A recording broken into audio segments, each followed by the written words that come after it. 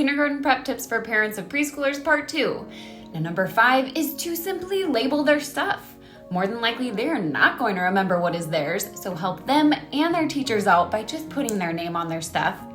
Number 6 is to teach them their full name and your full name and phone number if possible. They need to know your name in case of emergencies because no one is gonna know who mommy and daddy are. They need to know your full name. Number 7 is dress them comfortably. I get it, it's so fun to dress up cute little girls in their cute little outfits, but kids are meant to run and jump and move their bodies. So make sure what they wear to school, they can do all those things in. Number 8 is quite simply the most important. Make sure you teach your child that it is their responsibility to speak up for something they need or they have a question about.